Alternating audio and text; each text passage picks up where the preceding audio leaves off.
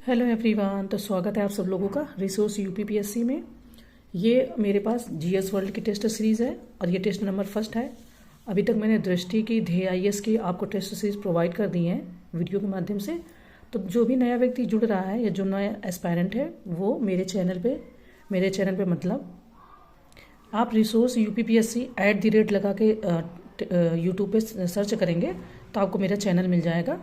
कुछ उस पर प्लेलिस्ट अच्छे से बनी हुई है, कुछ अभी वीडियोस बाकी हैं तो मैं प्लेलिस्ट भी उनको बहुत जल्दी बना दूंगी। तो आप उनमें जा कर के सारे 2023 2024 के और जो टेस्ट पेपर हैं, टेस्ट सीरीज़ हैं, उनको आप अच्छे से एक्सेस कर सकते हैं। इसके पहले मैंने हिंदी के आरओ और जीएस के भी टेस्ट पेपर अपलोड कर रखे हैं। इन केस, क्योंकि अभी तो फाइनल डिसीजन नहीं आया, बट जिस तरीके से चर्चा हो रही, लग रहा कि आरओ का मे बी की पेपर होगा, दूसरी बार री एग्ज़ाम होगा, तो हिंदी ग्रामर है उसमें, आप उसको अच्छे से प्रैक्टिस कर सकते हैं। ठीक है। और बहुत बहुत थैंक यू। बहुत सारे लोग, बहुत प्यारे प्यारे लोग मेरे साथ जुड़े हुए हैं, मुझे बहुत खुशी हुई जान करके। बहुत सारे लोग मुझसे सीनियर भी हैं बट इतनी रिस्पेक्ट देते हैं और इतना अच्छे से प्यार से बात करते हैं, तो उसके लिए बहुत बहुत थैंक यू। चलिए हम पेपर स्टार्ट करते हैं। बिना मतलब में 1-2 मिनट भी मेरे लिए, मुझे लगता है कि किसी का बर्बाद करना अच्छी बात नहीं है। ठीक है, चलो स्टार्ट करते हैं पेपर को। चलिए तो देखते हैं पहला क्वेश्चन क्या है। पहला क्वेश्चन सूची का ही दे दिया है। सूची फर्स्ट को सूची सेकंड से सुमेलित कीजिए तथा नीचे दिए गए कोड से सही उत्तर चुनिए। सूची फर्स्ट में, ये सूची फर्स्ट है और ये सूची सेकंड है। ऑप्शन है Arthashastra Vishnugupta, B Chachnama Ali Ahmad, C Ashtadhyayi Panini and D Vedvyas. तो ऐसे पीवाईक्यू आपने देखे होंगे यूपीपीसीएस में खूब पूछे जाते हैं। और ये ना, इनमें अच्छी बात ये रहती है कि अगर आपको 1 या 2 हैं तो कई बार गेस वर्क काम कर जाता है और कई बार नहीं भी करता है। तो चलिए हम इसका कूट मिला लेते हैं। सबसे पहले अर्थशास्त्र आपका विष्णुगुप्त सही है। चचनामा भी आपका अली अहमद सही है। अगर थोड़ा सा डाउट हो रहा तो इन दोनों में हो रहा, अब इन दोनों में भी देखते हैं। तो पाणिनि जी ने ही अष्टाध्यायी भी आपकी लिखी है और वेद जो लिखा है वो वेदव्यास जी ने ही लिखा है। तो इस तरीके से जो कूट हमारा होगा सही, तो सी ऑप्शन हमारा यहाँ पर सही हो जाएगा। A1 B2 C3 and D4, यानी कि सभी आपस में सही सुमेलित हैं। ठीक है, चलें आगे नेक्स्ट क्वेश्चन देखते हैं। इस टेस्ट सीरीज में ये अच्छी बात है कि एंशियंट के इतने अच्छे क्वेश्चन हैं जो कहीं ना कहीं घूम फिर के पीवाईक्यू में हमें कई बार मिले हैं। क्या होता है कि किसी किसी की होगी फेवरेट, मुझे एंशियंट हिस्ट्री कम तैयार हो पाती है। इसके क्वेश्चन पढ़ा होता है, ये भी याद रहता है कि कहीं ना कहीं हमने पढ़ा है, लेकिन कई बार ना फाइनल जो आंसर होता है वो नहीं याद आ पाता है ना। तो इस तरीके से तैयार करेंगे तो रिवीजन भी हो जाएगा और क्वेश्चन के आंसर भी अच्छे से याद हो जाएंगे। कह रहे हैं सेकंड क्वेश्चन में कि प्राचीन विदेशी यात्रियों के संबंध में निम्नलिखित कथनों पर विचार कीजिए। ऑप्शन फर्स्ट, हेरोडोटस यूनानी यात्री था, इसको इतिहास का पिता कहा जाता है। सेकंड, वेत्सांग चीनी यात्री था, इसने सी यू की नामक ग्रंथ लिखा है। थर्ड है, अलबरूनी अरबी इतिहासकार था और इसने तहरीक हिंद नामक विवरण लिखा है। तो अगर आपने इनके बारे में कम भी सुना होगा तो आपको इनका और इनका तो याद ही होगा। अब अगर ऐसे गेस वर्क करते हैं कि सेकंड और थर्ड आपका इसमें है, लेकिन यहाँ पर जो आंसर होगा वो हमारा डी होगा, यानी कि उपर्युक्त तो तीनों ही जो उसके फैक्ट हैं सही हैं। ठीक है, यानी हेरोडोटस यूनानी यात्री था और इसको ही इतिहास का पिता कहते हैं, ये अपने आप में सही है। तो अब हम देख लेते हैं नेक्स्ट क्वेश्चन। कह रहे निम्नलिखित में से मक्का तथा तंबाकू की फसलों को भारत लाने का श्रेय किसे दिया जाना चाहिए। ऑप्शन है अमेरिका, बी इंडोनेशिया, सी पुर्तगाल या डी फ्रांस।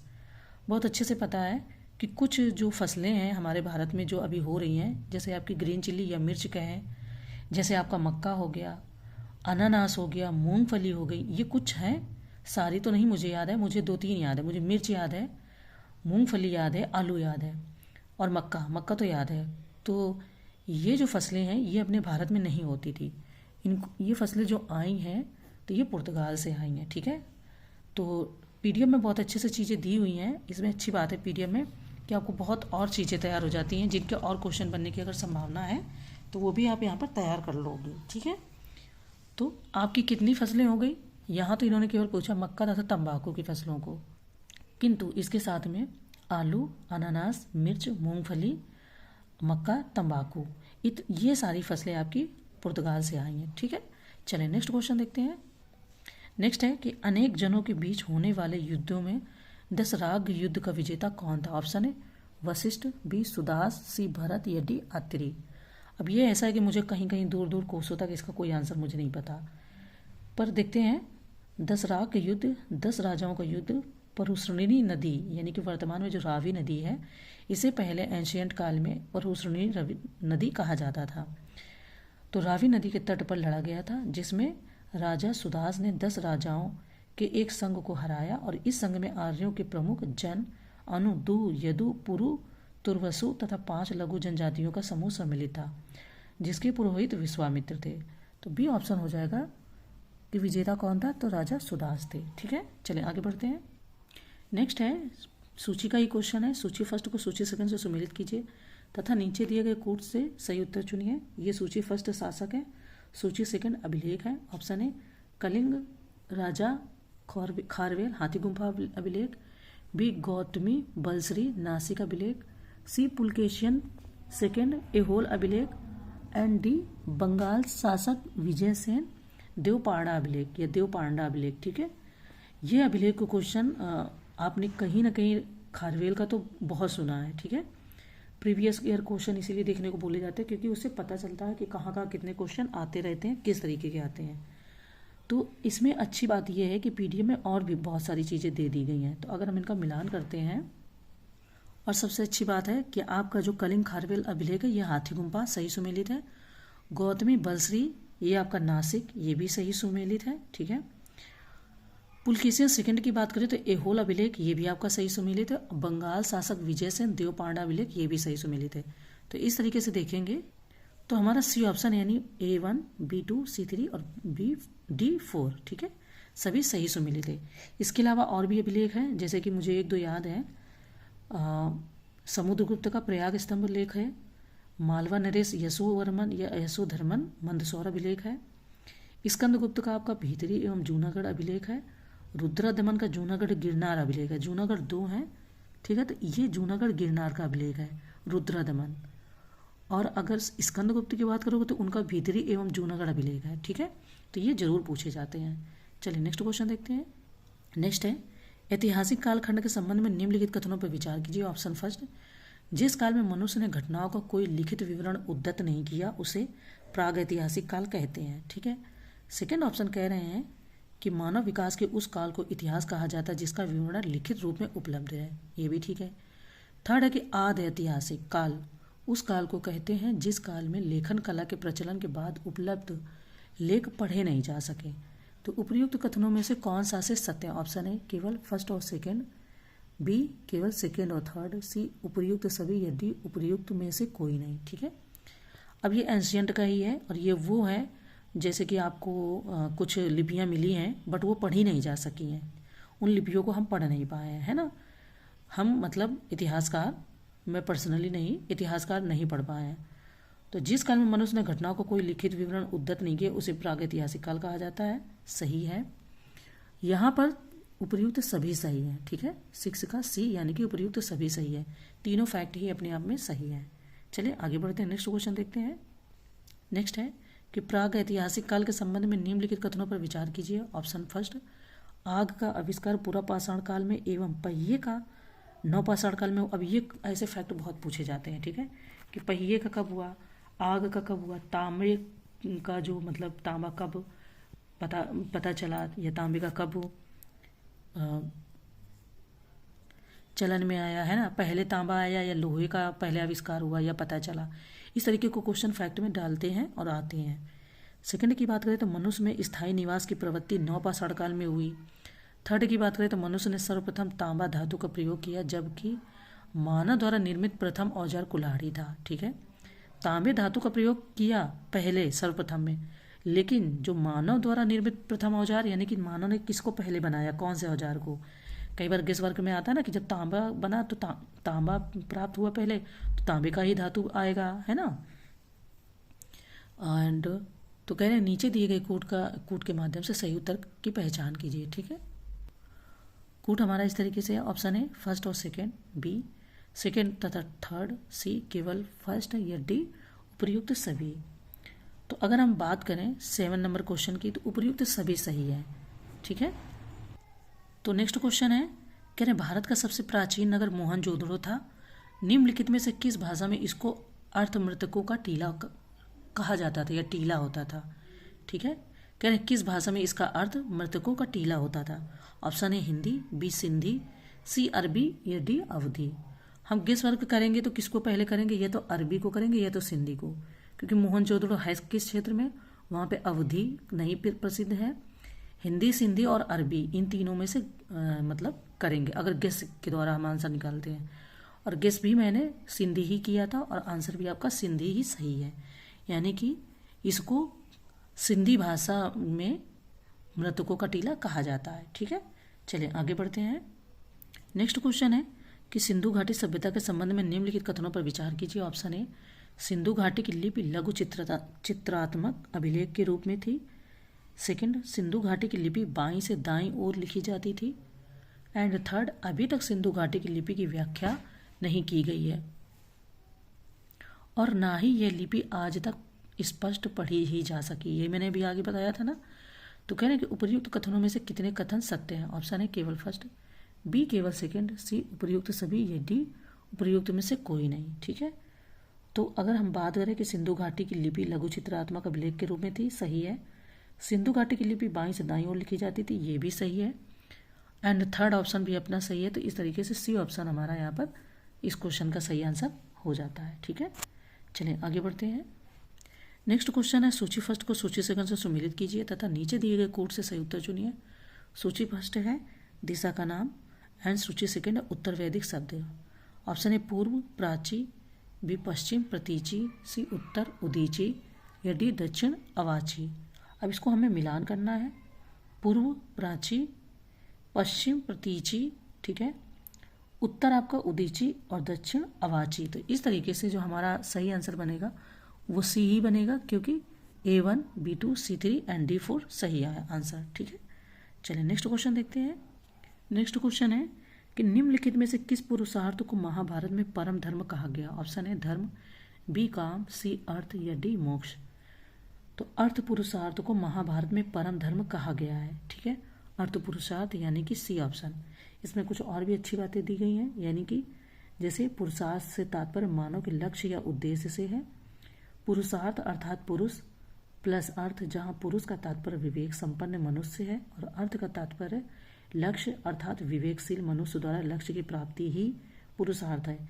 यानी कि अभी विद्यार्थियों को पुरुषार्थ क्या होना चाहिए अपने पेपर को लेके, है ना। तो वही वेदों में 4 पुरुषार्थों का उल्लेख किया गया, धर्म, अर्थ, काम और मोक्ष। चलिए नेक्स्ट क्वेश्चन देखते हैं। नेक्स्ट क्वेश्चन है कि वैदिक काल से संबंधित निम्नलिखित कथनों पर विचार कीजिए। ऑप्शन ए, भक्ति की अवधारणा पहली बार श्वेतासर उपनिषद में अभिव्यक्ति हुई थी। सेकंड, अवेस्ता ग्रंथ में उल्लेखित अहुर मजदा के समान ऋग्वैदिक देवता वरुण था, यानी कि ये अवेस्ता किसी और धर्म का ग्रंथ है। थर्ड की बात करें तो यजुर्वेद गद्य व पद्य दोनों में लिखा गया है। कह रहे नीचे दिए गए कोड के माध्यम से सही कथनों का चयन कीजिए। कोड हमारा क्या है? ऑप्शन ए फर्स्ट और सेकंड, बी सेकंड तथा थर्ड, सी केवल फर्स्ट, या डी उपर्युक्त सभी। तो हम देखते हैं इसके बारे में क्या सही हो सकता है। भक्ति की अवधारणा पहली बार श्वेतासर उपनिषद में अभिव्यक्त हुई, सही है। अवेस्ता ग्रंथ में उल्लेखित अहुर मजदा के समान ऋग्वैदिक देवता वरुण था, ये भी सही है। यजुर्वेद गद्य व पद्य में लिखा गया, ये भी सही है, यानी कि यहाँ पर उपर्युक्त सभी सही हैं। डी ऑप्शन हमारा सही हो जाएगा। चलिए आगे बढ़ते हैं। नेक्स्ट कह रहे हैं कि आर्यों से संबंधित निम्नलिखित कथनों पर विचार कीजिए। ऑप्शन है आर्यों का प्रिय पशु घोड़ा एवं सर्वाधिक प्रिय देवता इंद्र था। सेकंड, लेन देन में वस्तु विनिमय की प्रणाली प्रचलित थी। ऋण देकर ब्याज लेने वाले व्यक्ति को वेकनाट या सूदखोर कहा जाता था। थर्ड है आपका आर्य द्वारा खोजी गई प्रथम धातु लोहा थी, जिसे श्याम अयस कहा जाता था। तो यहाँ पर कह रहे हैं कि नीचे दिए गए कोड के माध्यम से सही कथनों की पहचान कीजिए। कोड है ऑप्शन ए फर्स्ट और सेकंड, बी सेकंड तथा थर्ड, सी केवल फर्स्ट, या डी उपर्युक्त सभी। तो हम बात करते हैं पहले। तो अगर हम इस क्वेश्चन के आंसर की बात करें, यहाँ पर जो भी फैक्ट दिए गए हैं तीनों ही फैक्ट अपने आप में सही हैं, यानी कि उपर्युक्त डी सभी सही सुमेलित हैं। ठीक है, चलिए आगे बढ़ते हैं। नेक्स्ट क्वेश्चन देखते हैं। नेक्स्ट क्वेश्चन कह रहा है कि वैदिक काल से संबंधित निम्नलिखित कथनों पर विचार कीजिए। ऑप्शन ए, मनुष्य एवं देवता के बीच मध्यस्थ की भूमिका निभाने वाले देवता के रूप में अग्नि की पूजा की जाती थी। सेकंड, ऋग्वेद में उल्लिखित सभी नदियों में सरस्वती सबसे महत्वपूर्ण तथा पवित्र नदी मानी जाती थी। एंड थर्ड ऑप्शन कह रहे हैं कि उत्तर वैदिक काल में इंद्र के स्थान पर प्रजापति सर्वाधिक लोकप्रिय देवता हो गए थे। तो कह रहे हैं कि उपर्युक्त कथनों में से कितने कथन सत्य हैं। ऑप्शन है केवल फर्स्ट, बी केवल सेकंड, सी उपर्युक्त सभी, या डी इनमें से कोई नहीं। देखिए सेकंड तो सही है, क्योंकि ऋग्वैदिक काल में सभी नदियों में सबसे महत्वपूर्ण और पवित्र नदी आपकी सरस्वती ही मानी जाती थी।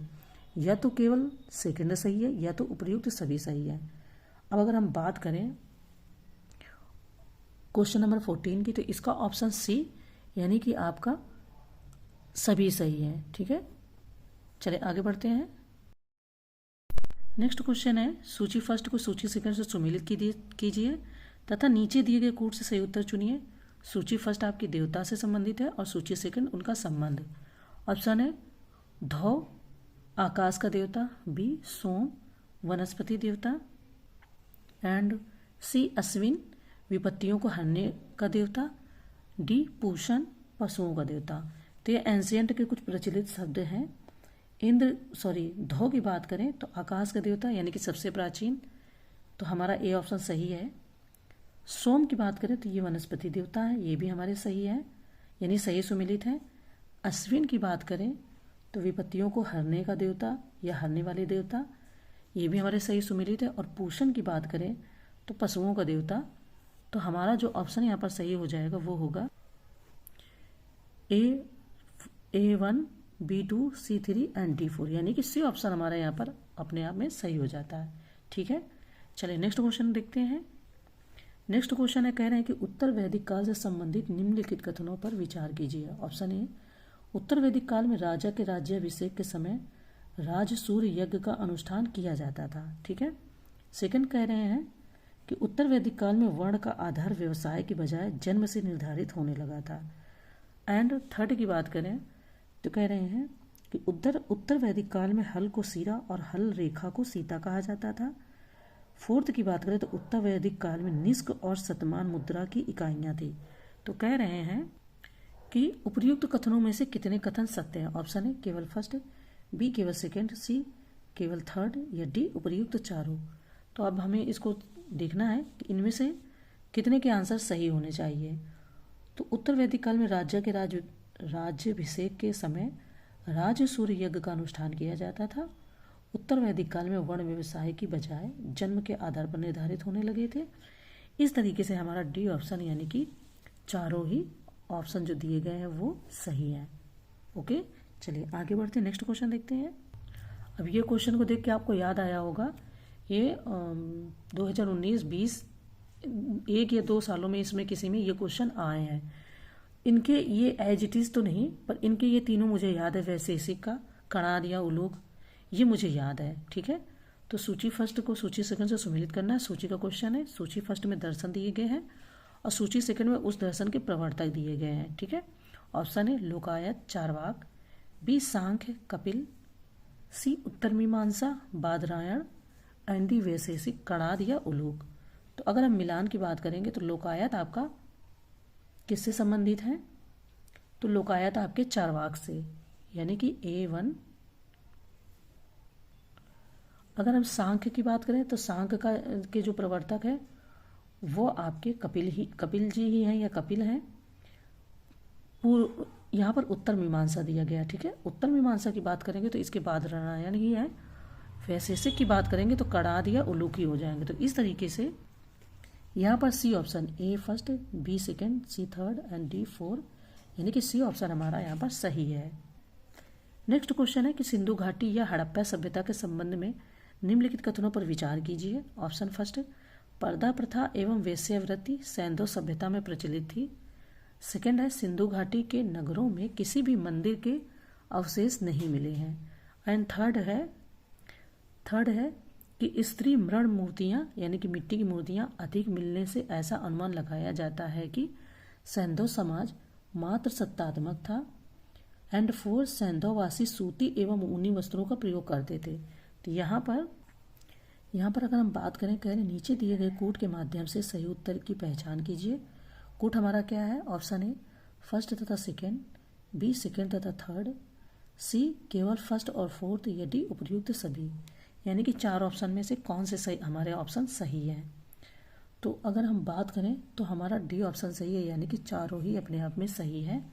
सही है तो आपको बहुत याद रखना ये चीज़ को कि स्त्री मृण मूर्तियाँ यानी कि मिट्टी की मूर्तियाँ अधिक मिलने से ऐसा अनुमान लगाया जाता है कि सैंधव समाज आपका मात्र सत्तात्मक समाज था। ठीक है, ये चीज़ को याद रखना। इसी को ये उल्टा क्वेश्चन बना देंगे कि सैंधव समाज पितृ सत्तात्मक था। नेक्स्ट क्वेश्चन की बात करें तो कह रहे हैं कि प्राचीन आश्रम व्यवस्था के संबंध में निम्नलिखित कथनों पर विचार कीजिए। ऑप्शन ए प्रारंभिक उपनिषदों में केवल 3 आश्रमों का विधान मिलता है, जिनमें ब्रह्मचर्य, गृहस्थ एवं वानप्रस्थ। सेकंड है परंतु कालांतर में संन्यास नाम से 1/4 आश्रम इस व्यवस्था का अंग बन गया। प्रत्येक द्विज को इन चारों आश्रमों से होकर जीवन यापन करना आवश्यक बताया गया। तो अब आगे देखते हैं। कह रहे हैं कि नीचे दिए गए कूट के माध्यम से सही उत्तर की पहचान कीजिए। ऑप्शन ए कूट में दिया गया ऑप्शन ए केवल फर्स्ट, बी केवल सेकेंड, सी उपर्युक्त दोनों, या डी उपर्युक्त में से दोनों नहीं या कोई नहीं। ठीक है, तो अगर हम बात करें वैदिक एवं अवैदिक विचारधाराओं के बारे में, तो जो विचारधाराएं इनके सम्मिश्रण के फलस्वरूप लोग निवृत्त मार्गी होने लगे। अब काया क्लेश संन्यास मोक्ष प्राप्ति के लिए आवश्यक समझे गए और संन्यास की अवधारणा निश्चितया ही आर्यांतर संस्कृति के प्रभाव का फल थी। काफ़ी चीज़ें अच्छे से दी गई हैं। अगर हम आंसर की बात करें तो आपका उपर्युक्त दोनों, ठीक है, यानी कि फर्स्ट और सेकंड दोनों ही सही है। सी ऑप्शन हमारा यहाँ पर सही हो जाता है। नेक्स्ट क्वेश्चन की बात करें तो कह रहे हैं निम्नलिखित में से मथुरा कला का संबंध किस धर्म से है। ऑप्शन ए जैन धर्म, बी हिंदू धर्म, सी मुस्लिम धर्म, या डी उपर्युक्त में से कोई नहीं। बात करें मथुरा कला के बारे में तो ये आपकी जैन धर्म से संबंधित है, यानी कि मथुरा कला का संबंध जैन धर्म से है। ठीक है, चलिए आगे बढ़ते हैं। नेक्स्ट क्वेश्चन देखते हैं। नेक्स्ट क्वेश्चन है सूची का। यहाँ पर सूची फर्स्ट को सूची सेकंड से सुमेलित करना है तथा नीचे दिए गए कूट की सहायता से सही उत्तर का चयन करना। सूची फर्स्ट में नदी हैं जिनके प्राचीन नाम है, यानी कि जो एंशियंट नाम थे। सूची सेकंड में आधुनिक नाम है। Option A Vitasta, Jhelum, B Askini, Chenab, Parusharni, Ravi, and D Kubhra, Kurram. अब इनको हमें मिलान करना है कि इनको प्राचीन समय में किस नाम से जानते थे, आधुनिक समय में क्या वो उसी नाम से जानते हैं या किसी और नाम से जानते हैं। तो यहाँ पर भी फिलहाल आपका सही सुमेलित है। वितस्ता को ही झेलम कहते हैं, अस्किनी को चिनाब कहते हैं, पुरुषरणी या पौरुषरणी को रावी कहते हैं और कुब्र को कुर्रम कहते हैं। तो A1, B2, C3 and D4, यानी कि हमारा सी ऑप्शन यहाँ पर सही हो जाता है। A1, B2, C3 and D4 चारों के चारों ही अपने आप में सही सुमेलित हैं। ठीक है, और ये पूछे जाते हैं, काफ़ी अच्छा क्वेश्चन है, पूछा जाता है, इंपॉर्टेंट है। चलिए आगे बढ़ते हैं। नेक्स्ट क्वेश्चन है कि जैन धर्म के संबंध में निम्नलिखित कथनों पर विचार कीजिए। ऑप्शन है जैन धर्म में ईश्वर की मान्यता नहीं है, परंतु जैन धर्म में आत्मा की मान्यता है। सेकंड, महावीर पुनर्जन्म एवं कर्मवाद में विश्वास करते थे। थर्ड, जैन धर्म के सप्तभंगी ज्ञान के अन्य नाम स्यादवाद और अनेकांतवाद है। फोर्थ, जैन धर्म ने अपने आध्यात्मिक विचारों को सांख्य दर्शन से ग्रहण किया है। तो कह रहे नीचे दिए गए कोट के माध्यम से बताइए कि उपर्युक्त में से कितने कथन सत्य हैं। ऑप्शन ए केवल फर्स्ट, ऑप्शन बी केवल सेकंड, ऑप्शन सी केवल थर्ड, या डी उपर्युक्त सभी। तो बौद्ध और जैन में जो एक मेजर डिफरेंस है वो आपकी आत्मा का है, पुनर्जन्म का है। इसको अगर आप याद रखोगे तो इसका क्वेश्चन आप अपने आप में भी कई बार गेस वर्क से सही कर सकते हो। चलिए पहले हम इसके आंसर की बात करते हैं। अब देखिए, अगर आप चारों ऑप्शन को पढ़ लोगे तो आपके 4 क्वेश्चन तैयार हैं। फिलहाल डी ऑप्शन सही है, यानी कि उपर्युक्त सभी सही है। जैन धर्म के सप्तभंगी ज्ञान के अन्य नाम स्यादवाद और अनेकांतवाद है। जैन धर्म ने अपने आध्यात्मिक विचारों को सांख्य दर्शन से ग्रहण किया। आप सांख्य दर्शन का नाम पढ़ते हैं ना, सांख्य दर्शन एक है, तो उसी से ग्रहण किया है। ठीक है, चलिए नेक्स्ट क्वेश्चन देखते हैं। देखिए इस टेस्ट सीरीज में क्वेश्चन काफ़ी लंबे लंबे और बड़े हैं, बट 4 ऑप्शन अगर सही है तो उससे 4 क्वेश्चन आपके तैयार हो जाते हैं आगे समय के लिए, है ना, क्योंकि जैन धर्म के 2 ऑप्शन से भी क्वेश्चन बन जाएंगे, 4 ऑप्शन से भी। तो इस तरीके से क्वेश्चन इसके लंबे हैं, आई नो, मैं देख रही हूँ, पर फिर भी हमारे लिए ठीक ही है। नेक्स्ट क्वेश्चन है कि जैन धर्म के संबंध में निम्नलिखित कथनों पर विचार कीजिए। ऑप्शन ए, खजुराहो में जैन मंदिर का निर्माण चंदेल शासकों द्वारा किया गया था। सेकेंड, मौर्योत्तर युग में मथुरा जैन धर्म का प्रसिद्ध केंद्र था। थर्ड की बात करें तो जैन तीर्थंकरों की जीवनी भद्रबाहु द्वारा रचित कल्पसूत्र में है। एंड 4 की बात करें तो जैन तीर्थंकरों में संस्कृत का सबसे अच्छा विद्वान नय चंद्र था। तो कह रहे हैं यहाँ पर, कह रहे नीचे दिए गए कूट के माध्यम से बताइए कि उपर्युक्त में से कितने कथन सत्य हैं। कूट है हमारा, ऑप्शन है केवल फर्स्ट, बी केवल सेकंड, सी केवल थर्ड या डी उपर्युक्त सभी। तो अगर हम बात करें, खजुराहो में जैन मंदिर का निर्माण चंदेल शासकों द्वारा कराया गया था, सही है। मौर्योत्तर युग में मथुरा जैन धर्म का प्रसिद्ध केंद्र था, ये भी सही है। जैन तीर्थंकरों के जीवन भद्रबाहु द्वारा रचित कल्पसूत्र में, ये भी सही है। एंड जैन तीर्थंकरों में संस्कृत का सबसे अच्छा विद्वान नय चंद्र था, ये भी सही है। यानी कि डी ऑप्शन हमारा उपर्युक्त सभी 4 ऑप्शन सही है। अब देखिए इससे हमें कितना फैक्ट मिल जा रहा है ना। और पीसीएस तो फैक्ट पूछता ही है। अब इनमें से 2 ही ऑप्शन केवल निकाल लेगा कि मथुरा युग में मौर्योत्तर युग में मथुरा जैन धर्म का प्रसिद्ध केंद्र नहीं था, और मथुरा की जगह वो कुछ और दे देंगे, वाराणसी। तो ऐसे हमारे फैक्ट तैयार हो जाएंगे ना। चलिए आगे बढ़ते हैं, नेक्स्ट क्वेश्चन देखते हैं। नेक्स्ट क्वेश्चन है कि गौतम बुद्ध जब कपिल वस्तु की सैर पर निकले तो उन्होंने निम्न 4 दृश्यों को क्रमशः देखा। ऑप्शन है, एक बूढ़े व्यक्ति, सेकंड एक बीमार व्यक्ति, थर्ड एक लाश दाह संस्कार हेतु, एंड 4 एक बिच्छू पेड़ के नीचे ध्यान मुद्रा में। तो कह रहे हैं यहाँ पर हमें ये बताना कि सबसे पहले उन्होंने किस चीज़ को देखा। ठीक है, तो ये यहाँ पर कोड दिया गया है। Option A first third second 4, B second 4 third first, C first second third 4, and D third second fourth first. देखिए यहाँ से हम समझेंगे, पहले उन्होंने एक बूढ़े व्यक्ति को देखा, ठीक है, फिर उसके बाद उन्होंने देखा कि एक बीमार व्यक्ति जा रहा है, फिर उन्होंने एक लाश दाह संस्कार हेतु देखी, यानी कि जिसको हम बोलते हैं कि मिट्टी जा रही है। फिर उन्होंने एक लास्ट में 4 नंबर पे देखा कि एक भिक्षु पेड़ के नीचे ध्यान मुद्रा में बैठा। तभी तो उनको ये वाला विचार ज़्यादा अंदर ही अंदर मतलब कि परेशान करने लगा था कि ये बैठ के क्या कर रहे हैं और ये तीनों में क्या मतलब कि दिक्कत है। तो अगर हम बात करेंगे तो फर्स्ट सेकंड थर्ड और 4 उन्होंने सीरियल से चीज़ों को देखा, तो ऑप्शन सी हमारे यहाँ पर सही हो जाता है। ठीक है, चलिए आगे बढ़ते हैं, नेक्स्ट क्वेश्चन देखते हैं। नेक्स्ट है सूची का क्वेश्चन है। सूची फर्स्ट को सूची सेकंड से सुमेलित कीजिए तथा नीचे दिए गए कोड से सही उत्तर का चयन कर दीजिए। सूची फर्स्ट में घटना है और सूची सेकंड में बौद्ध धर्म के प्रतीक है। ऑप्शन है जन्म, कमल एवं सांड, बी गृह त्याग, घोड़ा, सी पीपल बोधि ज्ञान, एंड डी निर्वाण पद चिन्ह। तो अब इनको हमको मिलान करना है कि इनमें से कौन सा सही है। देखिए जन्म, कमल एवं सांड ये चारों ही अपने आप में सही है। गृह त्याग में घोड़ा, पीपल बोधि ज्ञान, एंड निर्वाण पद चिन्ह। ए अब ये 2 जगह दिया है, A1 B2, अब यहाँ पर B3 है तो ये नहीं होगा। A1 B2 C3 and D4, यानी कि सी ऑप्शन हमारा यहाँ पर सही हो जाएगा। ठीक है, चलिए नेक्स्ट क्वेश्चन देखते हैं। नेक्स्ट कह रहे हैं कि बुद्ध ने सांसारिक दुखों के संबंध में 4 आर्य सत्यों का उपदेश दिया है। निम्नलिखित में से कौन सा इसमें शामिल नहीं है। ऑप्शन है दुख, दुख समुदाय, दुख निरोध, दुख प्रतिछाया। कह रहे हैं इसमें से कौन सा नहीं है।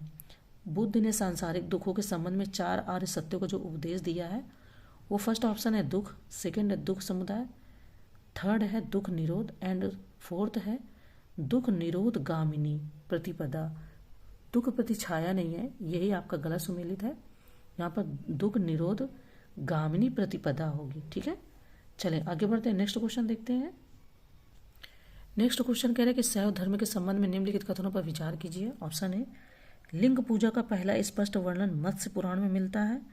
सेकंड कह रहे हैं महाभारत के अनुशासन पर्व में भी लिंग पूजा का वर्णन मिलता है। थर्ड कह रहे हैं कि लिंगायत संप्रदाय दक्षिण भारत में प्रचलित था, इसके अनुयायी शिवलिंग की भारत में प्रचलित था। कह रहे हैं लिंगायत संप्रदाय दक्षिण भारत में प्रचलित था, इसके अनुयायी शिवलिंग की उपासना करते थे। तो कह रहे हैं उपर्युक्त कथनों में से कौन सा से सत्य? ऑप्शन है केवल फर्स्ट और सेकंड, बी केवल सेकंड और थर्ड, सी उपर्युक्त सभी, या डी उपर्युक्त में से कोई नहीं। तो यहाँ पर उपर्युक्त सभी हमारे सही सुमेलित हैं। ठीक है, ऑप्शन फर्स्ट, सेकंड और थर्ड सभी सही सुमेलित हैं। चलिए आगे बढ़ते हैं। तो नेक्स्ट क्वेश्चन देखते हैं। कह रहे हैं मंदिर निर्माण के संबंध में निम्नलिखित कथनों पर विचार कीजिए। ऑप्शन ए एलोरा के प्रसिद्ध कैलाश मंदिर का निर्माण राष्ट्रकूटों ने करवाया।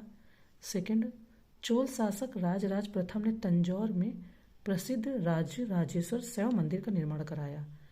कह रहे हैं थर्ड ऑप्शन में कि राजराजेश्वर मंदिर को ही बृहदीश्वर मंदिर के नाम से भी जाना जाता है।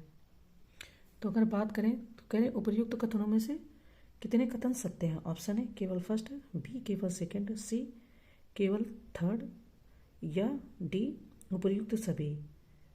तो अगर हम बात करें तीनों ऑप्शन की जो भी हमने पढ़ा, तो यहाँ पर एलोरा के प्रसिद्ध कैलाश मंदिर का निर्माण राष्ट्रकूटों ने करवाया था। ठीक है, चोल शासक राजराज प्रथम ने तंजौर में प्रसिद्ध राजराजेश्वर शैव मंदिर का निर्माण करवाया। राजराजेश्वर मंदिर को बृहदेश्वर मंदिर के नाम से ही जाना जाता है, ये भी सही है, यानी कि डी ऑप्शन हमारा सही है, उपर्युक्त सभी सही है। चलिए नेक्स्ट क्वेश्चन देखते हैं। नेक्स्ट क्वेश्चन है सूची फर्स्ट को सूची सेकंड से सुमेलित कीजिए तथा नीचे दिए गए कूट से सही उत्तर का चयन कीजिए।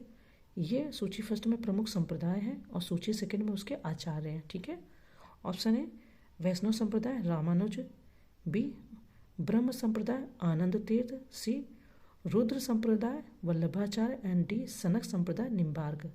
अब कूट की सहायता से हमको इनका मिलान करना है। तो अगर हम बात करें वैष्णव संप्रदाय की तो रामानुजाचार्य यानी कि ए हमारा ऑप्शन सही है।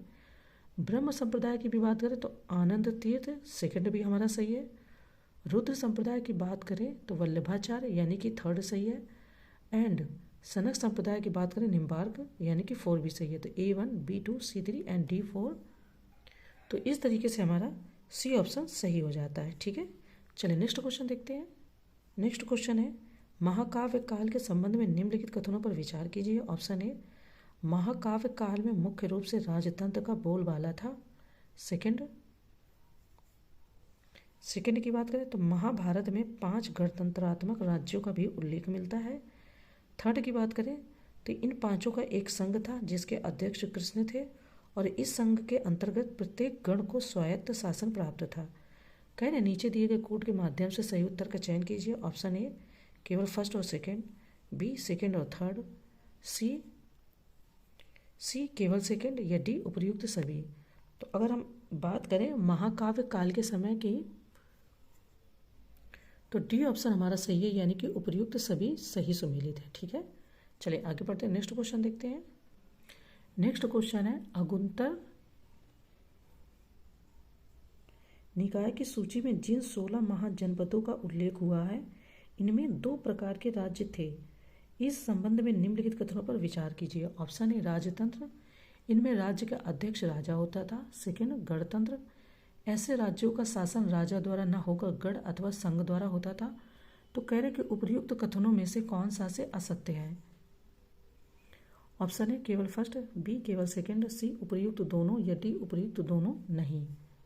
देखिए हम बात करें अगुत्तर निकाय की सूची में जिन 16 महाजनपदों का उल्लेख हुआ है इनमें 2 प्रकार के राज्य थे। ऑप्शन ए राजतंत्र, जो हमने अभी बात की, इनमें राज्य का अध्यक्ष राजा होता था। सेकंड की बात करें, हाँ राज्य का राजा अध्यक्ष होता था और राज्य इस प्रकार के राज्य थे अंग, मगध, काशी, कौशल, चेदी, वत्स, करु, पंचाल, मत्स्य, सूरसेन, अस्मक, अवंती, गंधार तथा कंबोज। देखिए मत्स्य और वत्स 2 हैं। ठीक है, तो इसमें कंफ्यूज मत होइएगा। इसके बाद में कह रहे कि गणतंत्र ऐसे राज्यों का शासन राजा द्वारा न होकर गण अथवा संघ द्वारा होता था। तो इस प्रकार के राज्य थे वज्जी तथा मल्ल।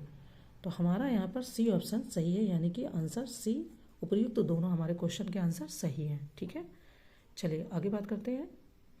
दोनों क्वेश्चन के आंसर नहीं, मतलब दोनों ऑप्शन का आंसर सी है। ठीक है, थोड़ा सा बोलने में आगे पीछे हो गया, सॉरी। चलिए नेक्स्ट क्वेश्चन देखते हैं।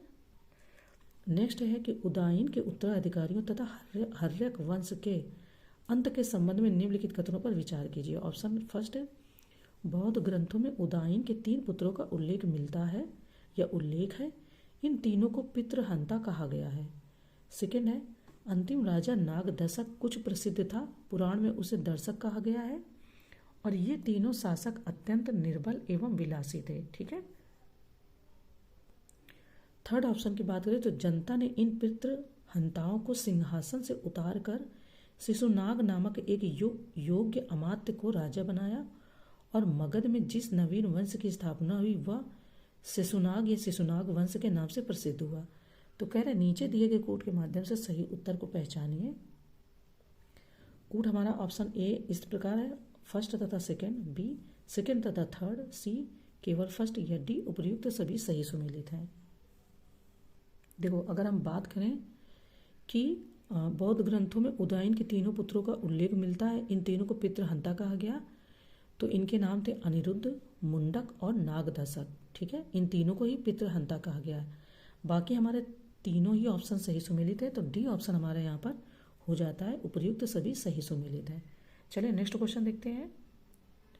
थोड़ा सा ये लेंदी लग रहा है क्योंकि इसमें ऑप्शन बहुत लंबे लंबे दिए गए हैं फैक्ट के रूप में, तो थोड़ा सा पेपर लेंदी लग रहा है। हाँ, बट क्योंकि फैक्ट हैं तो वो हमें कहीं ना कहीं हेल्प ही करेंगे, तो इसलिए नेक्स्ट क्वेश्चन देखते हैं कि जैन धर्म के संस्थापक एवं प्रथम तीर्थंकर कौन थे। Option A Rishabhdev, B Parshvanath, C Mahavir Swami, या डी सिद्धार्थ। देखिए अगर बात करें कि जैन धर्म के संस्थापक एवं प्रथम तीर्थंकर, तो वो हमारे ऋषभनाथ देव या आदिनाथ हैं।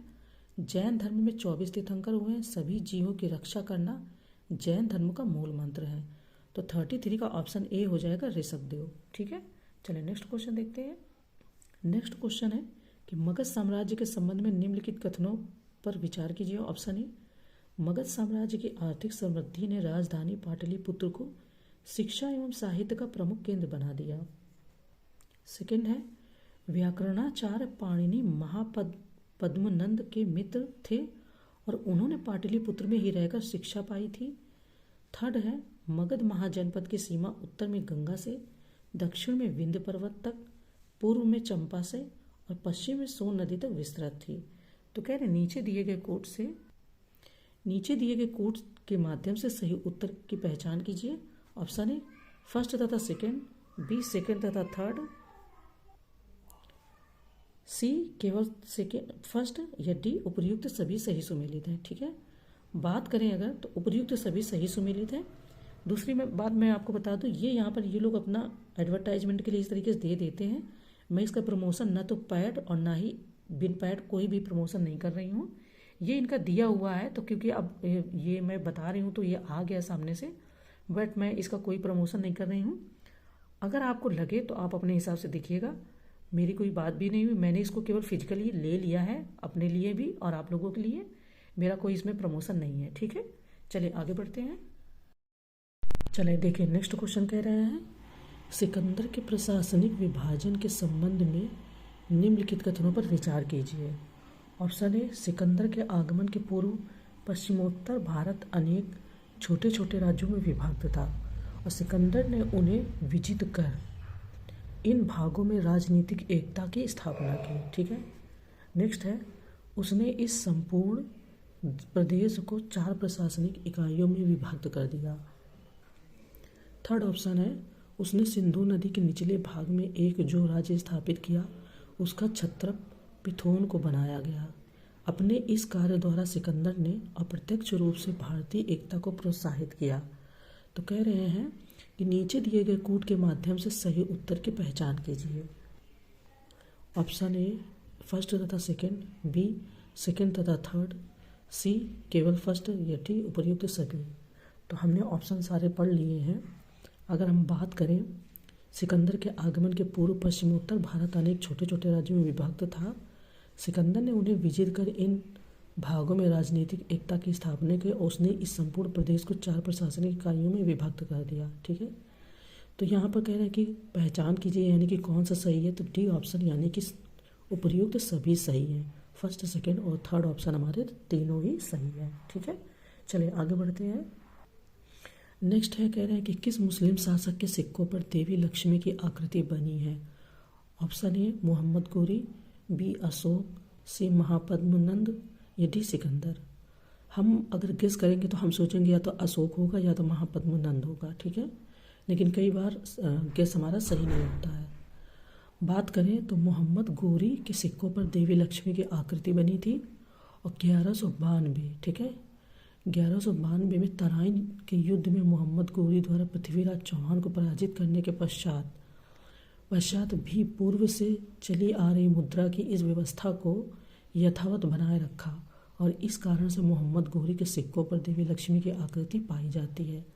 अकबर के सिक्कों पर सीताराम की आकृति पाई जाती है। तो इस तरीके से ऑप्शन ए हो जाएगा मोहम्मद गोरी, ठीक है। चलिए आगे बढ़ते हैं। नेक्स्ट है कि मौर्य काल में शिक्षा ग्रहण करने का सर्वाधिक प्रसिद्ध केंद्र कौन था? Option A Takshashila, B Ujjain, C Nalanda, या डी वल्लभी। तो अगर हम बात करें मौर्य काल की, देखिए अगर हम बात करें तक्षशिला की, तो तक्षशिला विश्वविद्यालय अभी वर्तमान में पाकिस्तान के रावलपिंडी से 18 मील उत्तर की ओर स्थित है, और यह मौर्य काल में शिक्षा ग्रहण करने का प्रसिद्ध केंद्र था। यह विश्व का प्रथम विश्वविद्यालय था जिसकी स्थापना 700 ईसा पूर्व में की गई थी, और यह चिकित्सा शास्त्र का एकमात्र सर्वोपरि केंद्र था। साथ ही राजनीति और शास्त्र विद्या का भी महत्वपूर्ण केंद्र था। प्राचीन भारतीय साहित्य के अनुसार पाणिनि, कौटिल्य, चंद्रगुप्त, जीवक, प्रसेनजीत आदि ने यहाँ से शिक्षा प्राप्त की थी। चाणक्य ने भी तक्षशिला में ही शिक्षा ग्रहण की और यही शिक्षा कार्य करने लगे। बिंबिसार के राजवैद्य जीवक ने भी यही शिक्षा ग्रहण की थी। तो ऑप्शन ए है कि मौर्य काल में शिक्षा ग्रहण करने का सर्वाधिक प्रसिद्ध केंद्र कौन था? तो तक्षशिला। दूसरी बात, जो हमने आपको पीडीएफ भेजेंगे तो इसमें बहुत सारी इंपॉर्टेंट चीज़ें जिनको आप पूरा पढ़ लीजिएगा। जैसे अगर आप क्वेश्चन बनेगा कौटिल्य, जीवक, प्रसेनजीत आदि के बारे में, तो यहाँ पहले से ही दे दिया है ना। बिंबिसार के राजवैद्य जीवक ने भी यहीं से शिक्षा ग्रहण की थी। मतलब देखो भारत का कल्चर, भारत की विज्ञान में पकड़, भारत का कितना एक तरीके से विकसित एरिया, अभी विकासशील है, बट कितना 700 ईसा पूर्व में कितना अपने आप में ये भव्य रहा है, जो क्या नाम है हमारा तक्षशिला, ठीक है। चलिए आगे बढ़ते हैं, नेक्स्ट क्वेश्चन देखते हैं। नेक्स्ट है कि लोथल नामक प्रसिद्ध स्थल कहाँ स्थित है? Option A Gujarat, B Pakistan, C Haryana, and D Rajasthan. तो बहुत सिंपल है, लोथल आपका एक हड़प्पा कालीन स्थल है जो गुजरात के अहमदाबाद जिले में भोगवा नदी के किनारे पर स्थित है, और इसकी खोज 1954 ईस्वी में रंगनाथ राव द्वारा की गई थी। तो अगर सिंपल पूछेंगे तो गुजरात है, लेकिन और कुछ चीज़ें पूछेंगे कि एक सैंधव सभ्यता का केंद्र है या हड़प्पा का, तो ये हड़प्पा कालीन का है, ठीक है। चलिए आगे बढ़ते हैं। नेक्स्ट है कि निम्नलिखित कथन ए और बी को पढ़कर नीचे दिए गए कूट के माध्यम से सही उत्तर का चयन करें। ऑप्शन ए, विश्व के सभी भागों में ईस्वी पूर्व 6वीं शताब्दी एक महान धार्मिक उथल पुथल का काल था। ईस्वी पूर्व 6वीं शताब्दी, ठीक है, देखते हैं।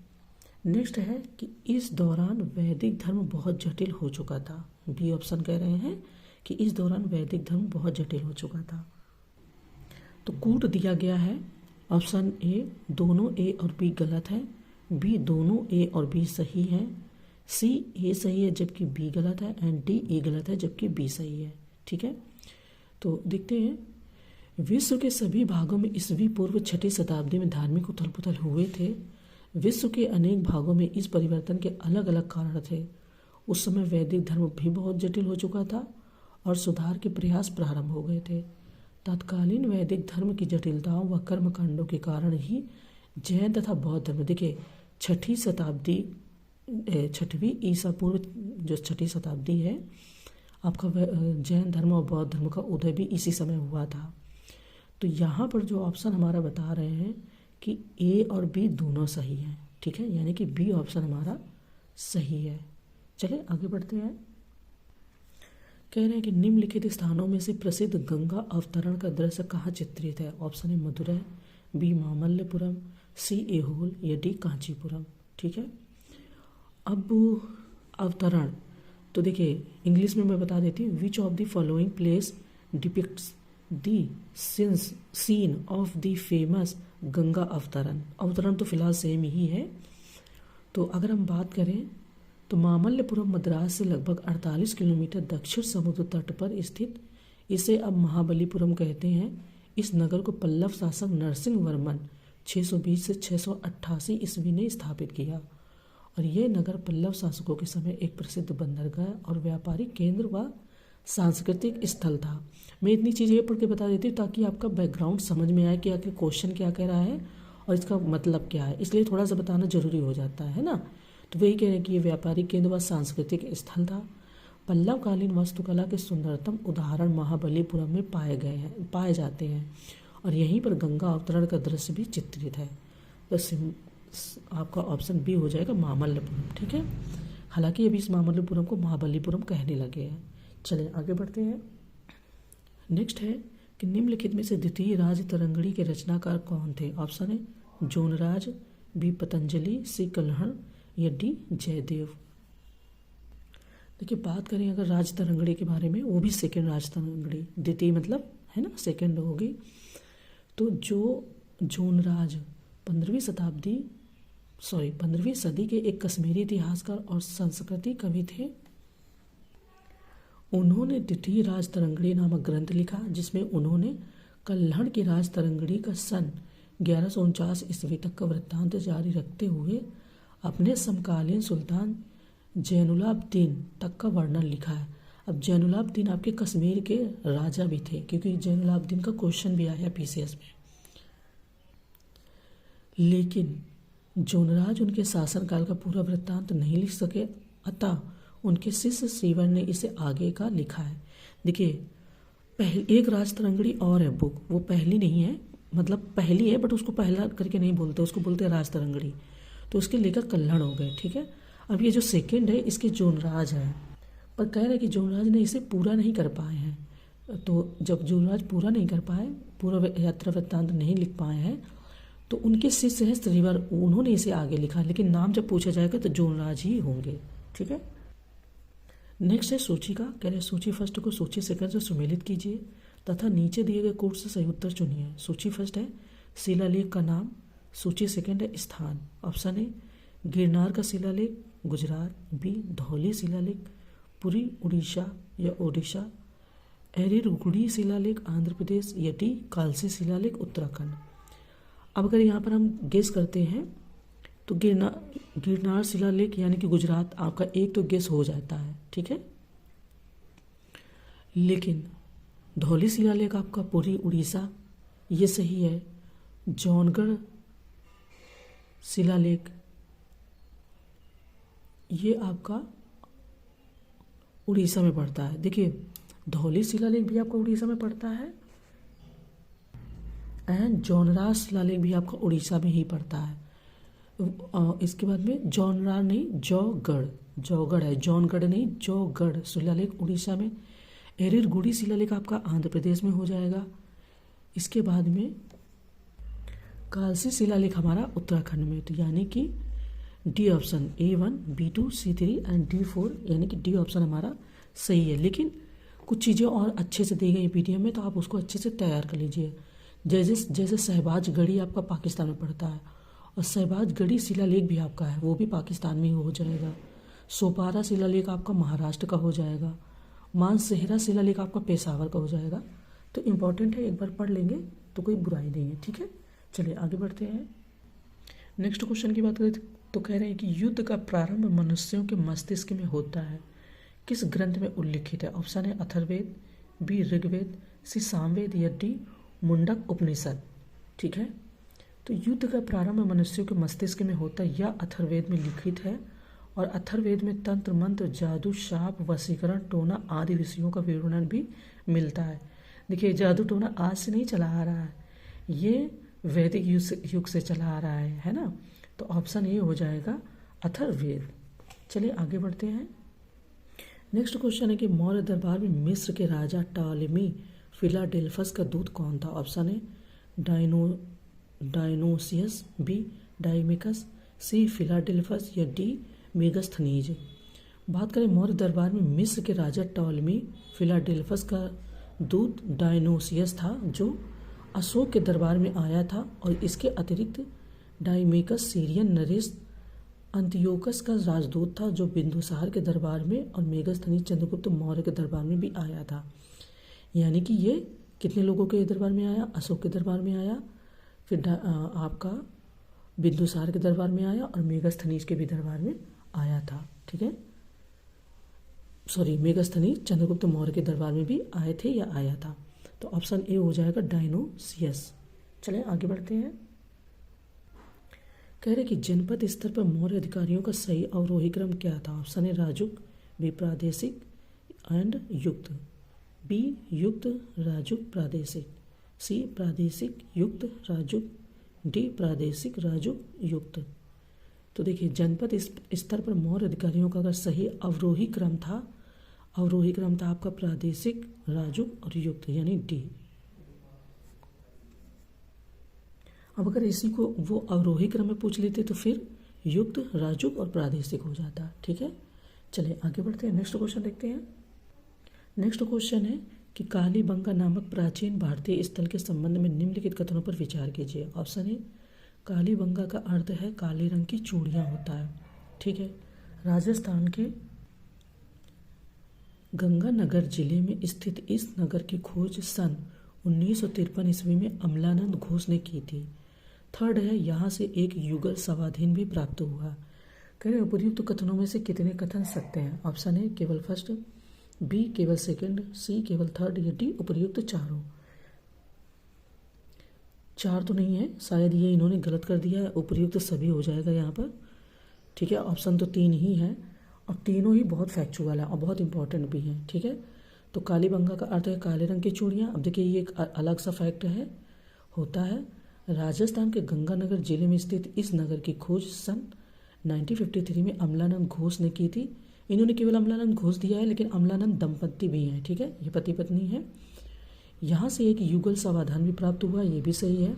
यह प्राचीन सरस्वती एवं दृश्यदती नदियों के बीच स्थित था और इन प्रमाणों में हल से जुते हुए खेत का साक्ष्य सबसे महत्वपूर्ण है। यानी कि गंगानगर में जहाँ पर अमलानंद घोष ने खोज की, वहाँ पर जोता हुआ खेत भी प्राप्त हुआ है, ये उसके साक्ष्य मिले हैं जो सबसे महत्वपूर्ण है।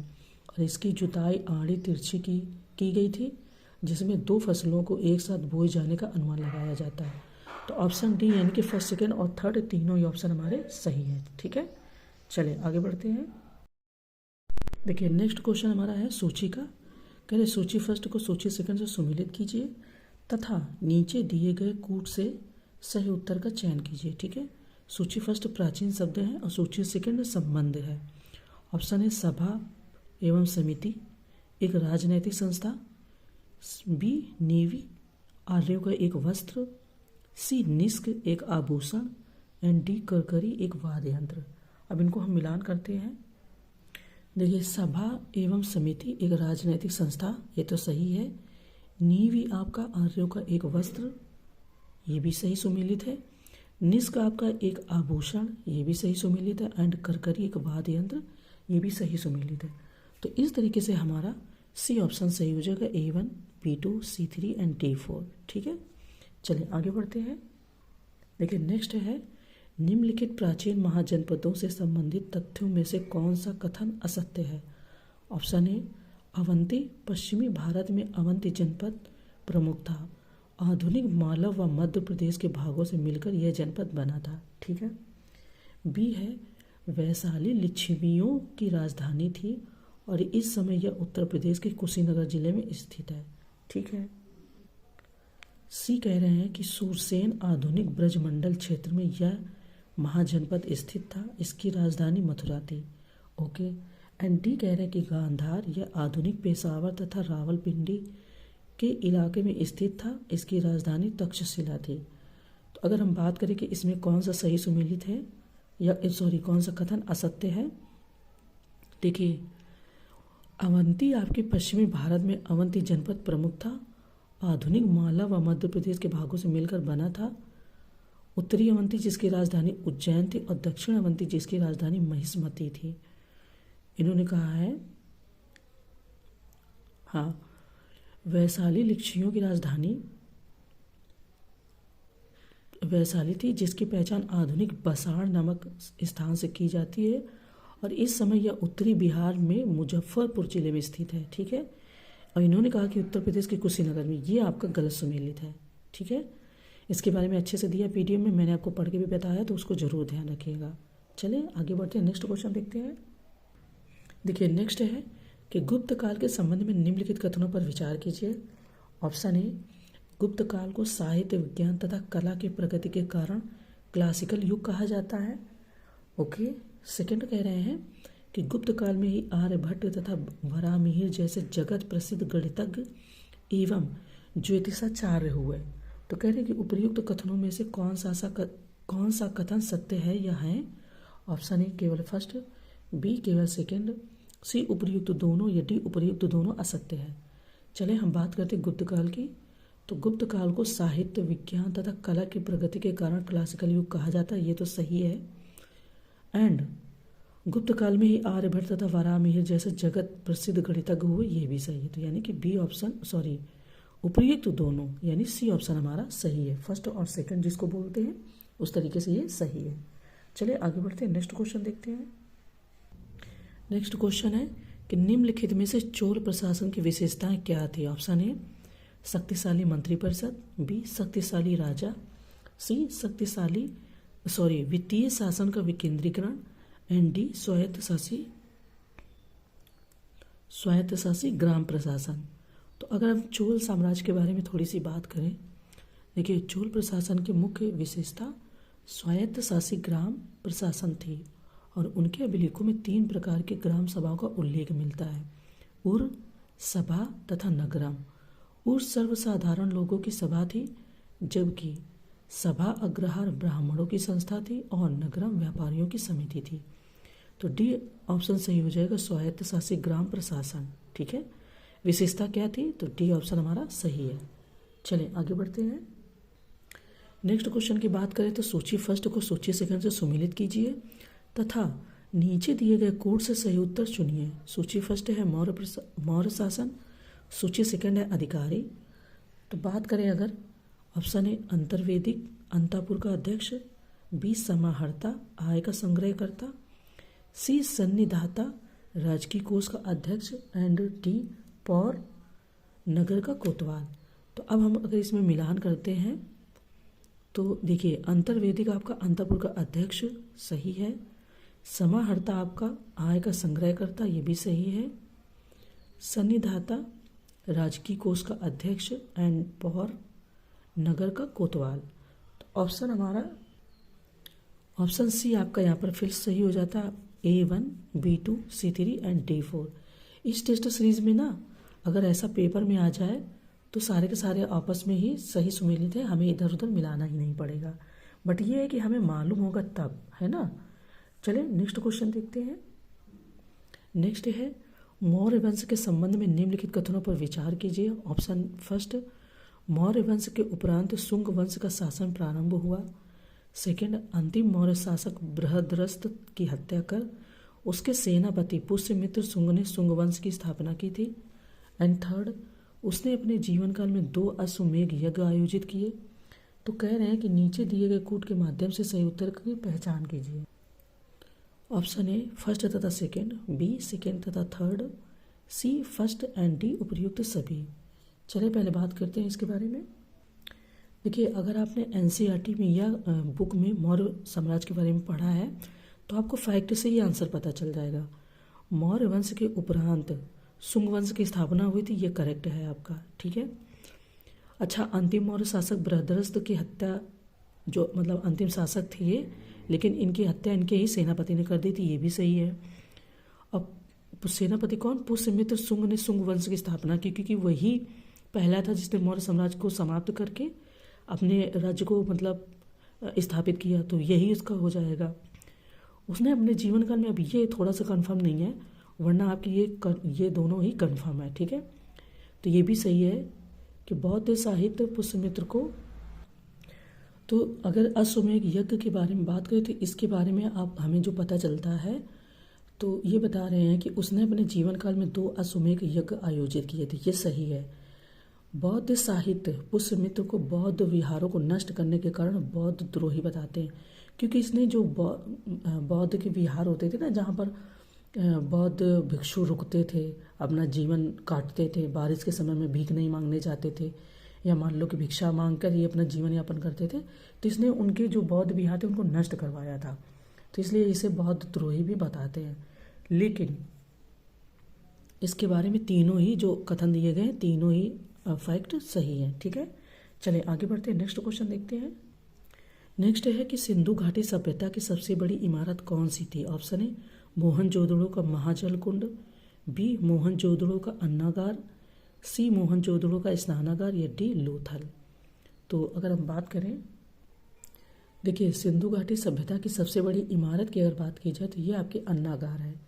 यहाँ का अन्नागार 45.71 मीटर लगभग मीटर लंबा एवं 15.33 मीटर चौड़ा था। ठीक है, तो बी ऑप्शन सही हो जाएगा कि मोहनजोदड़ो का अन्नागार। चलिए आगे बढ़ते हैं, नेक्स्ट क्वेश्चन की बात करें तो कह रहे राजा की उत्पत्ति के विषय में प्रथम उल्लेख किस ग्रंथ में मिलता है? ऑप्शन है कौटिल्य अर्थशास्त्र, बी शतपथ ब्राह्मण, सी है ऐतरेय ब्राह्मण, या डी तैतरेय ब्राह्मण। तो राजा की उत्पत्ति के विषय में अगर बात की जाए तो ऐतरेय ब्राह्मण में राजा की उत्पत्ति के विषय में सर्वप्रथम उल्लेख मिलता है, जिसमें बताया गया है कि उस समय राजा सामान्य उपाधियों के स्थान पर राजाधिराज, सम्राट, एकराट जैसी उपाधियां धारण करता था। तो सी ऑप्शन हो जाएगा ऐतरेय ब्राह्मण। चलिए नेक्स्ट क्वेश्चन देखते हैं।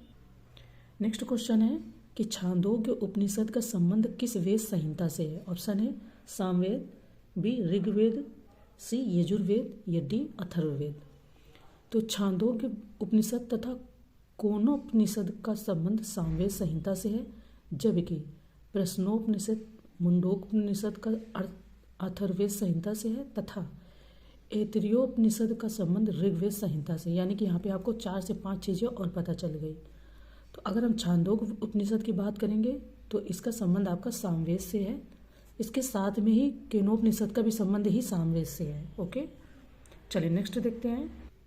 अगर हम बात करें कि 6ठी शताब्दी ईसा पूर्व में उदित होने वाले धार्मिक आंदोलन में निम्न में से कौन सा आचार्य नितांत भौतिकवादी था? ऑप्शन ए अजित केस कम्बलिन, मृत्यु के बाद सब कुछ नष्ट, बी पूरन कश्यप, अच्छे या बुरे कर्मों का कोई फल नहीं, सी पकुटुध कच्चायन, 7 तत्वों से नित्यवादी, यदि मखली पुत्र गोशाल, प्रत्येक का आधार नियति है। तो कह रहे कौन भौतिकवादी था? आचार्य नितांत कौन भौतिकवादी था? देखिए अजित केस कम्बलिन उच्छेवादी निहिलिस्ट थे। इनका मत था कि मृत्यु के बाद सब कुछ नष्ट हो जाता है, इसलिए वर्तमान जीवन को लक्ष्य बनाकर सुखपूर्वक जीवन यापन करने की शिक्षा दी। तो ऑप्शन ए हमारा सही हो जाएगा, अजित केस कम्बलिन। ठीक है, चलिए आगे बात करते हैं। नेक्स्ट क्वेश्चन है कि सबसे पहले का मानव सदृश प्राणी जो प्राक मानव होमोसेपियंस से प्रजातीय रूप से भिन्न था, उसे सामान्यतया किस नाम से जाना जाता है? Option A Homo erectus, B Pithecanthropus, C Sinanthropus, या डी ए और बी दोनों। ठीक है, तो हम देखते हैं इसका क्या होना चाहिए। आरंभिक मध्य के अत्यंत नूतन काल में विश्व के अनेक भागों में अधिक विकसित मानव जाति का आविर्भाव हुआ, इसे हम पिथेकैंथ्रोपस कहते हैं। तो डी ऑप्शन हो जाएगा आपका ए और बी दोनों, यानी होमो इरेक्टस और पिथेकैंथ्रोपस। चलिए आगे बढ़ते हैं। नेक्स्ट क्वेश्चन है सूची का। सूची फर्स्ट को सूची सेकंड से सम्मिलित कीजिए तथा नीचे दिए गए कोड से सही उत्तर चुनिए। सूची फर्स्ट है आपकी गंगा घाटी स्थल एंड सूची सेकंड है गणराज्य। Option A Kapilavastu, Sakya, B Vaishali Lichchhavi, C Kushinara Malla, and D Mithila Videha. तो अगर हम बात करें,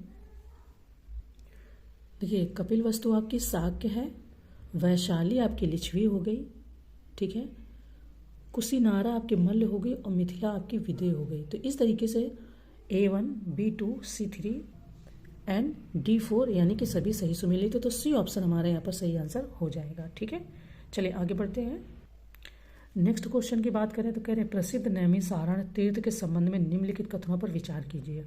ऑप्शन फर्स्ट, प्रसिद्ध नैमिषारण्य तीर्थ उत्तर प्रदेश के सीतापुर जिले में गोमती नदी के तट पर स्थित है। सेकेंड, यहाँ पर सोमवती अमावस्या को मेला लगता है। थर्ड, पौराणिक मान्यताओं के अनुसार यहाँ पर 88,000 ऋषियों ने एक साथ तपस्या की थी। तो कह रहे हैं कि उपर्युक्त कथनों में कौन सा से सत्य है। ऑप्शन है केवल फर्स्ट और सेकेंड, बी केवल सेकेंड और थर्ड, सी उपर्युक्त सभी, या डी उपर्युक्त में से कोई नहीं। देखिए ये फैक्ट का क्वेश्चन है, हो सकता है ये वाला ऑप्शन आपको ना कंफर्म हो रहा हो, लेकिन ये सीतापुर का जो नैमिषारण्य स्थल है इसके बारे में क्वेश्चन खूब आए हैं और ये पूछे भी जाते हैं, और ये स्थल अपने आप में काफ़ी प्रसिद्ध भी है।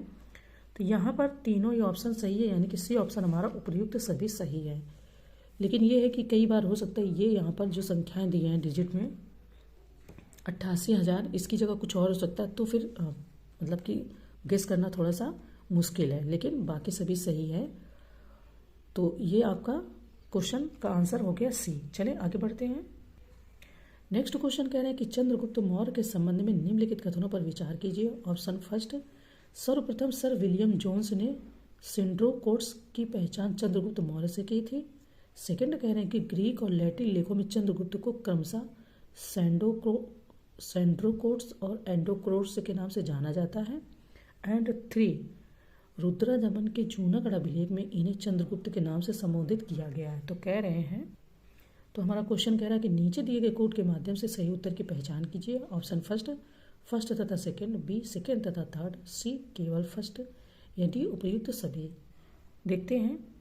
देखिए अगर हम बात करें तो सर्वप्रथम सर विलियम जोन्स ने सैंड्रोकोट्स की पहचान चंद्रगुप्त मौर्य से की थी, सही है।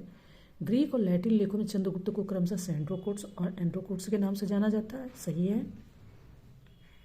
एंड थर्ड की रुद्रदमन के जूनागढ़ अभिलेख में इन्हें चंद्रगुप्त के नाम से संबोधित किया गया, ये भी सही है। डी ऑप्शन हमारा सही है, उपर्युक्त सभी सही सुमेलित है। ओके, चलिए नेक्स्ट क्वेश्चन देखते हैं।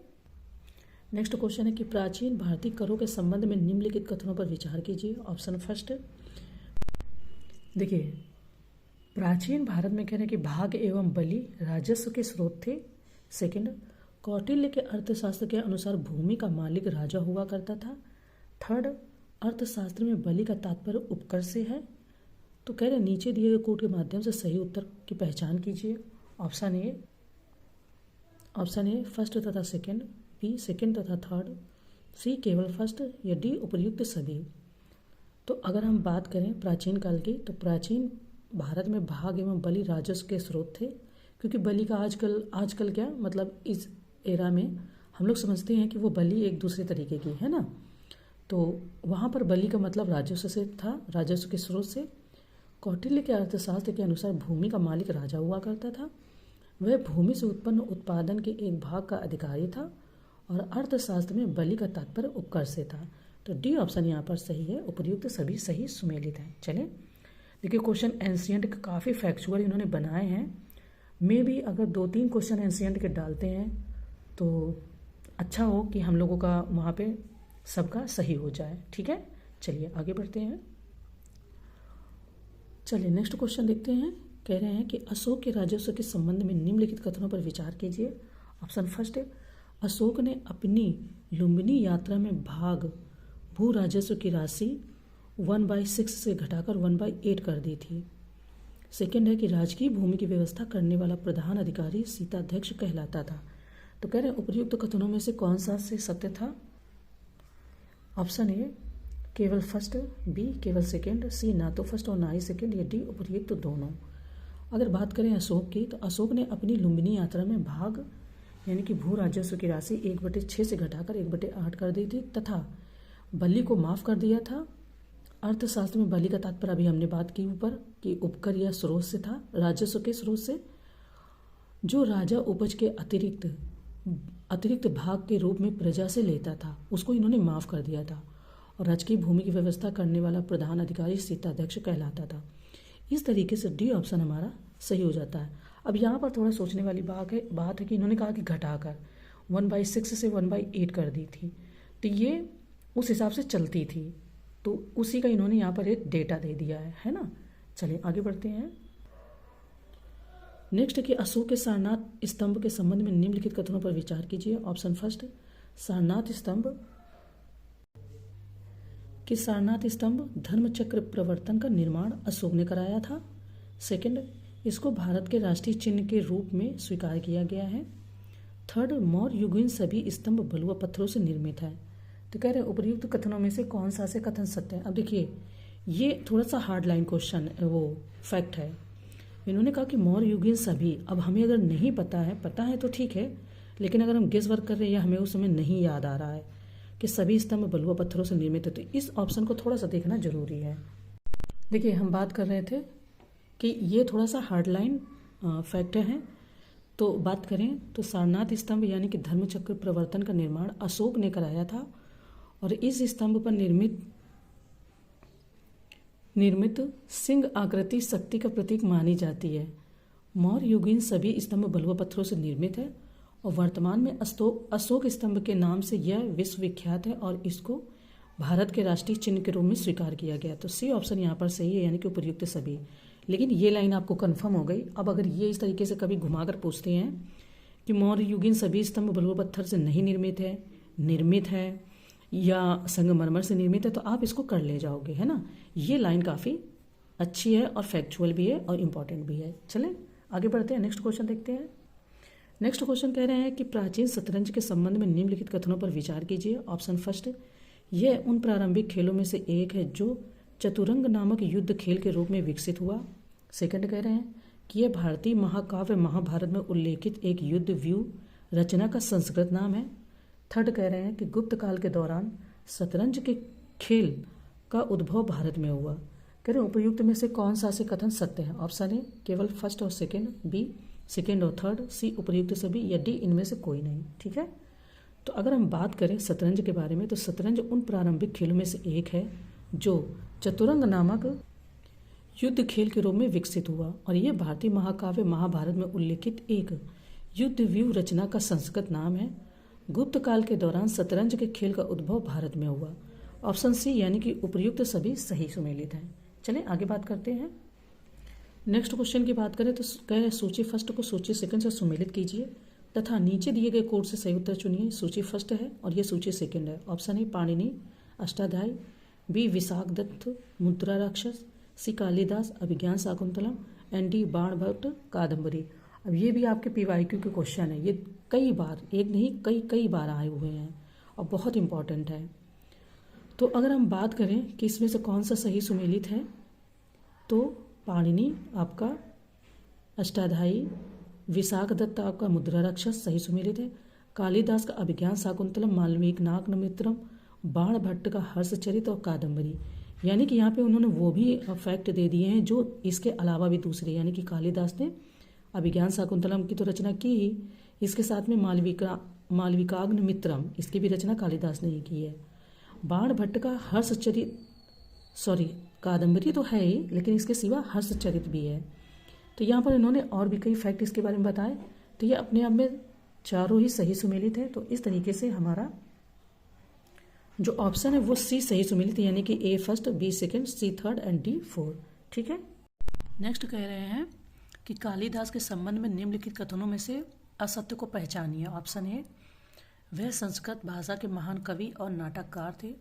ऑप्शन बी वह चंद्रगुप्त प्रथम के 9 रत्नों में से एक थे। ऑप्शन सी चंद्रगुप्त ने उनको अपना राजदूत बनाकर कुंतल नरेश के दरबार में भेजा था। एंड डी कह रहे हैं कि उनके प्रमुख काव्य ग्रंथों में मेघदूतम और ऋतु संहारम प्रमुख है। तो देख लेते हैं इसमें से कौन सा सही है। देखिए, बात करें कालिदास की, कि कालिदास के बारे में जो भी ये इन्होंने क्वेश्चन में पूछा है कि कौन सा असत्य है। ठीक है, तो कवि कालिदास संस्कृत भाषा के महान कवि और नाटककार थे। कालिदास के प्रमुख काव्य ग्रंथ रघुवंशम, कुमार संभव, मेघदूतम, ऋतु संहारम एवं नाटक अभिज्ञान शाकुंतलम, मालविकाग्निमित्रम और वृक्रमो वर्षीयम है। कालिदास चंद्रगुप्त द्वितीय विक्रमादित्य के 9 रत्नों में से एक थे। तो बी ऑप्शन जो है ना कि वह चंद्रगुप्त प्रथम, ये ऑप्शन ही आंसर है और ये अपने आप में गलत है, यानी कि असत्य है। वो चंद्रगुप्त प्रथम नहीं, जबकि चंद्रगुप्त द्वितीय के दरबार में 9 रत्नों में से एक थे। चलें आगे बढ़ते हैं। नेक्स्ट है कि मीमांसा दर्शन के संबंध में निम्नलिखित कथनों पर विचार कीजिए। ऑप्शन ए पक्ष प्रतिपक्ष को लेकर वेद वाक्यों में वर्णित अर्थ के विचार का नाम मीमांसा है। सेकंड, कुमारिल भट्ट मीमांसा दर्शन के प्रमुख आचार्य थे। एंड थर्ड, जैमिनी ने मीमांसा दर्शन में वर्णाश्रम व्यवस्था का वर्णन किया है। तो कह रहे हैं कि नीचे दिए गए कूट के माध्यम से सही उत्तर की पहचान कीजिए। कूट है आपका ऑप्शन है फर्स्ट तथा सेकंड, बी सेकंड तथा थर्ड, सी केवल फर्स्ट या डी उपर्युक्त सभी। तो अगर हम बात करें पक्ष प्रतिपक्ष को लेकर वेद वाक्यों में वर्णित अर्थ के विचार का नाम मीमांसा है। और जो भी तीनों कह रहे कि तीनों मतलब नीचे दिए गए कोर्स से सही उत्तर की पहचान करना है, तो उपर्युक्त सभी हमारे यहाँ पर सही सुमेलित हैं। ठीक है, यानी कि डी ऑप्शन हमारा इस क्वेश्चन का सही सुमेलित हो जाएगा। चलिए आगे बढ़ते हैं। नेक्स्ट क्वेश्चन की बात करें तो प्राचीन संगम काल के संबंध में निम्नलिखित कथनों पर विचार कीजिए। ऑप्शन फर्स्ट, प्राचीन संगम काल में जिन ग्रंथों की रचनाएं की गई उनको संगम साहित्य कहा गया है। ऑप्शन सेकंड, इनमें चोल, चेर एवं पांड्य और कदम्ब राजवंश का उल्लेख है। थर्ड, इसमें मुख्य रूप से राजाओं की प्रशंसा से संबंधित रचना को आगम तथा सामाजिक जीवन की रचनाओं को पुरम कहा जाता था। तो कह रहे हैं उपर्युक्त कथनों में से कौन सा से सत्य है। ऑप्शन ए केवल फर्स्ट और थर्ड, बी केवल सेकेंड और थर्ड, सी उपर्युक्त सभी, या डी उपर्युक्त में से कोई भी नहीं। फिलहाल हमारा यहाँ पर इस क्वेश्चन में आंसर ए सही है, यानी कि फर्स्ट और थर्ड। सेकंड तो सही नहीं है, क्यों? उसका कारण है, कह रहे हैं कि प्राचीन संगम काल में जिन ग्रंथों की रचनाएं की गई उनको संगम साहित्य कहा गया। इसमें चोल, चेर एवं पांड्य राजाओं के उद्भव का विवरण है। कदम राजवंश का संगम साहित्य में उल्लेख नहीं है। इन्होंने यहाँ पर बताया कि कदम राजवंश का उल्लेख है, इसलिए सेकंड ऑप्शन हमारा यहाँ पर गलत है। चलिए आगे बढ़ते हैं। नेक्स्ट बात करें कि चोल वंश के संबंध में असत्य कथन को पहचानिए। ऑप्शन ए, चोल राज्य मध्यकाल के आरंभ में चोल मंडलम कहलाता था। बी, यह पांड्य राज्य के दक्षिण में स्थित था। सी, करिकाल ने उरैयर को प्राचीन चोल साम्राज्य की राजधानी बनाया। एंड डी, उरैयूर सूती वस्त्र उद्योग के लिए प्रसिद्ध था। कह रहे हैं कि असत्य कथन को पहचानिए। देखिए, चोल राज्य मध्यकाल के आरंभ में चोल मंडलम कहलाता था और यह पांड्य राज्य के पूर्वोत्तर में स्थित था। करिकाल ने उरैयूर तिरुचिरापल्ली को प्राचीन चोल साम्राज्य की राजधानी बनाया था। उरैयूर सूती वस्त्र उद्योग के लिए प्रसिद्ध था और इसका विवरण पेरिप्लस ऑफ द इरीथ्रियन सी में मिलता है। कालांतर में चोल शासकों ने तंजौर को अपनी राजधानी बनाया। ठीक है, ये कह रहे हैं कि चोल साम्राज्य की राजधानी बनाई गई। यहाँ पर बी ऑप्शन जो है हमारा वो इसमें असत्य है। ठीक है, ये पांड्य राज्य के दक्षिण बोल रहे हैं, जबकि ये उसके पूर्वोत्तर में स्थित था। ओके, नेक्स्ट है कि निम्नलिखित में से चोल साम्राज्य की स्थापना किसने की थी। ऑप्शन है राजेंद्र प्रथम, बी राजेंद्र सेकंड, सी विजयालय, या डी राजराज। बहुत कंफ्यूज करते हैं ये क्वेश्चन। विजयालय ने कांची के पल्लवों को पराजित करके सन 850 ईस्वी में चोल साम्राज्य की स्थापना की और पल्लवों का ही स्थापना की थी। वह पहले पल्लवों का ही सामंत था। कौन? तो आपका विजयालय। ठीक है, इसने पांड्यों की शक्तिहीनता का लाभ उठाकर तंजौर पर अधिकार कर लिया और नरकेसरी की उपाधि धारण की। इसी ने निशुंभ सूदनी देवी का मंदिर बनवाया और उरैयूर के स्थान पर तंजौर जो तंजावुर को अपने राज्य की राजधानी बनाया। तो ऑप्शन सी आपका यहाँ पर सही हो जाता विजयालय। चले